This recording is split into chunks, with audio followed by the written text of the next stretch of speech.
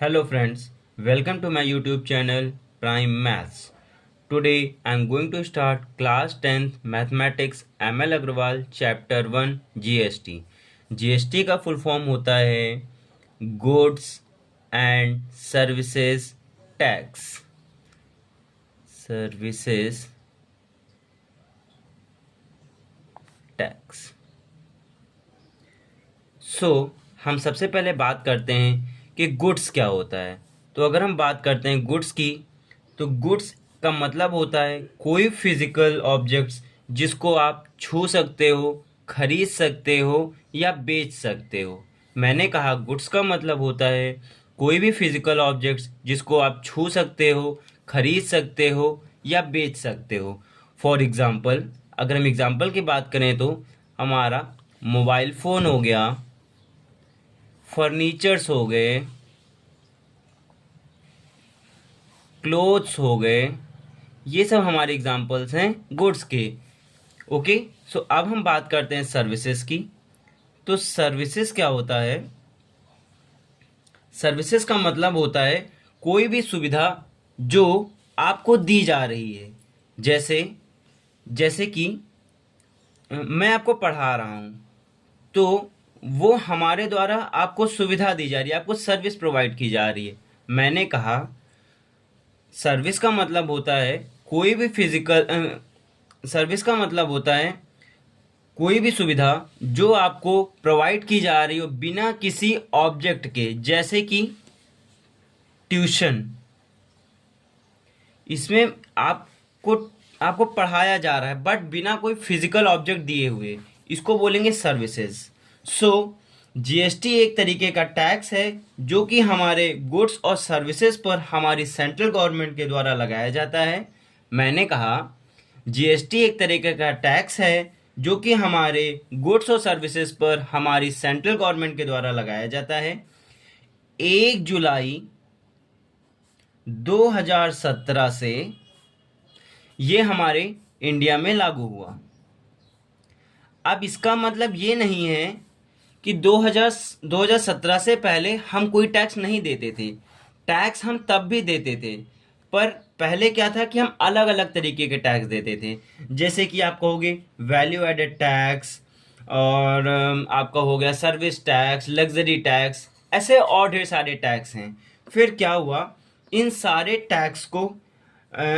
Tax को combine करके एक नाम दिया गया जिसको हम बोलते हैं जीएसटी। तो अगर हम बात करें जीएसटी की, तो जीएसटी एक इनडायरेक्ट टैक्स है जो कि हमारे गुड्स और सर्विसेज पर हमारी सेंट्रल गवर्नमेंट लगाती है। ओके, तो अब हम बात करते हैं जीएसटी की कैटेगरीज की जो कि आपके कोर्स में है। तो जीएसटी को दो कैटेगरीज में डिवाइड किया गया है। GST divided into two categories. एक है आपका इंट्रा स्टेट, एक होता है इंटर स्टेट।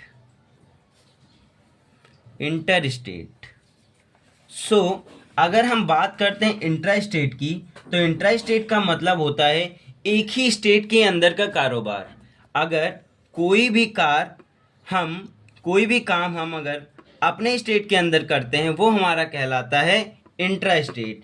जैसे कि मान लीजिए जब सेलर और बायर दोनों एक ही स्टेट के हों तो हम कहेंगे वो हमारा इंट्रा स्टेट है। मतलब कि विद इन द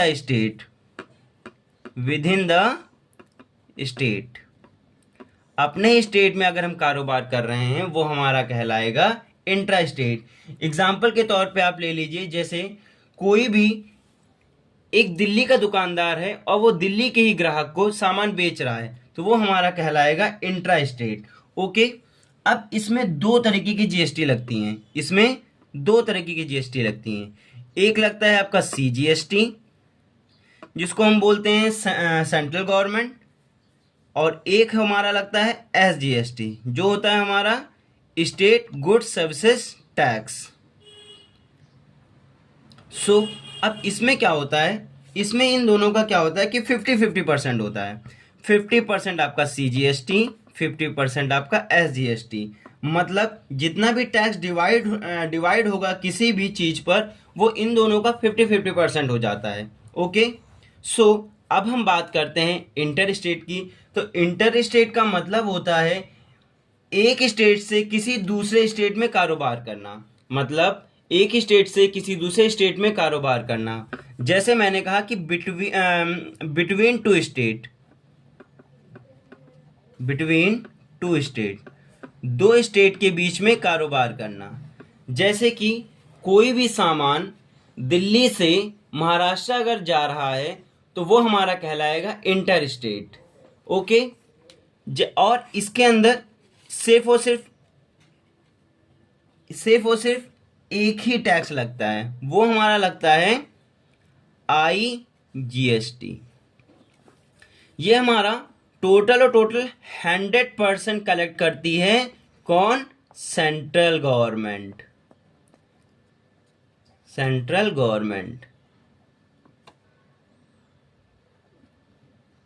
मतलब मैंने कहा IGST जो है ये टोटल और टोटल सेंट्रल गवर्नमेंट के द्वारा कलेक्ट किया जाता है। टोटल 100% सेंट्रल गवर्नमेंट अपना कलेक्ट करती है।